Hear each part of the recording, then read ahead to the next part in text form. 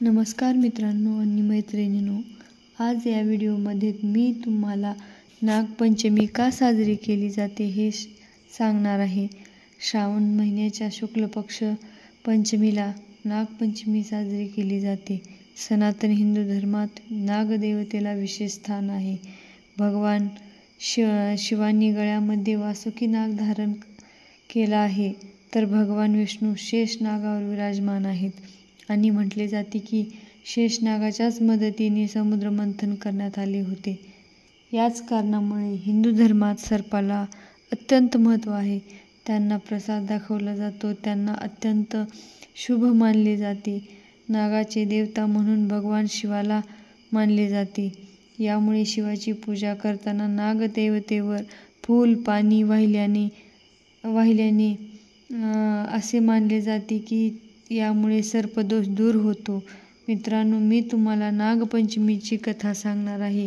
ही कथा गरुड पुराणात सांगितलेली आहे. चला तर मित्रांनो, कथा ऐकूया. खूप जुन्या काळातील एक गोष्ट आहे.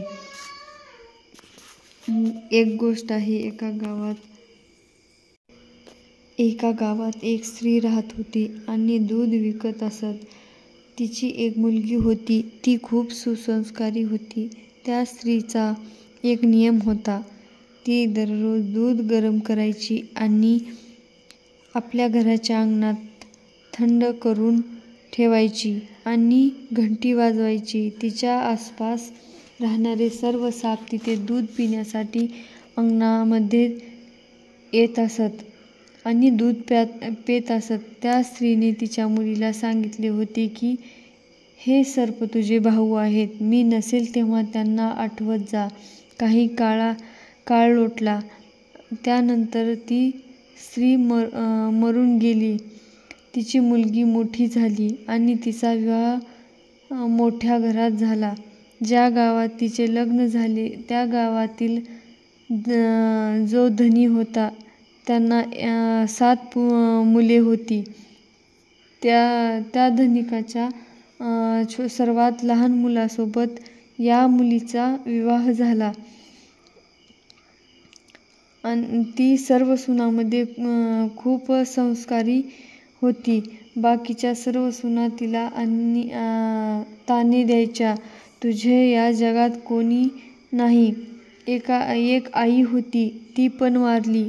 हे ऐकून ती कोणालाही काहीही बोलत नसे. आता श्रावण महिना चालू झाला होता. सगळ्या सुना खूप खुश होत्या.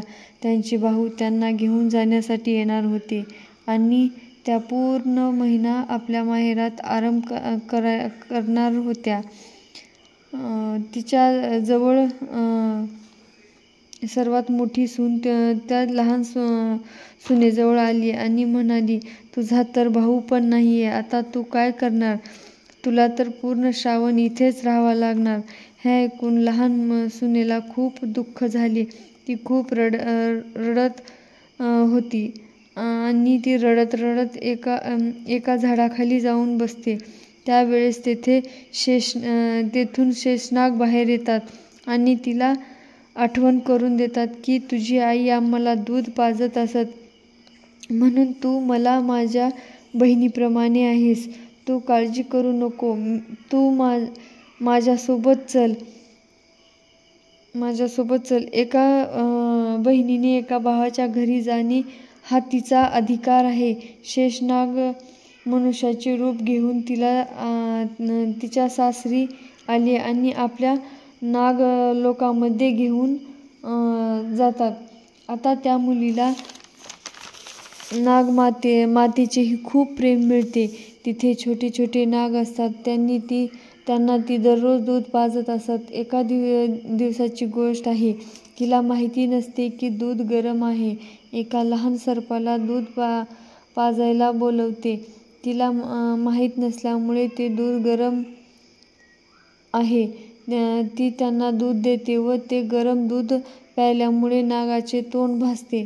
त्या नागाला खूप राग येतो आणि तो तिचा बदला घेण्याचा निर्णय घेतो. पण नागमातेच्या समजावण्यामुळे तो सुनेला लहान सुनेला सोडून देतो. मग शेषनाग तिला तिच्या सासरी सोडायला जातात आणि तिला वचन देतात की तुला पुढल्या वर्षी मी घेऊन जाण्यासाठी परत येईन. ते छोटे छोटे सर्प मोठी झाली होती आणि ते त्या लहान सुनेचा बदला घेण्याचा निर्णय घेतात. त्यांनी विचार केला, श्रावणात घरी जाऊन तिला दंश करूया. श्रावण महिना सुरू झाला. त्या लहान सुनेला माहिती होती की तिचे भाऊ येणार, म्हणून तिने एक दिवस आधीच आपल्या भावासाठी थंड दूध आणि गोड रोटी तयार करून ठेवली होती. तिने भावाच्या स्वागतासाठी अंगणात रांगोळी काढून सजावट करून ठेवली होती.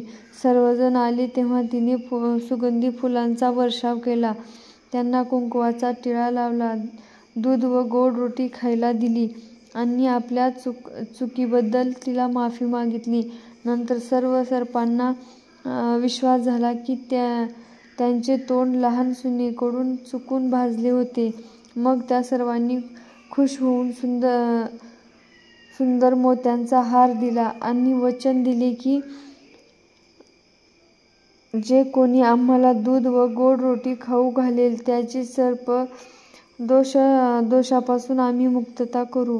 तेव्हापासून नागपंचमीला नागाची पूजा करून हा सण साजरा केला जातो.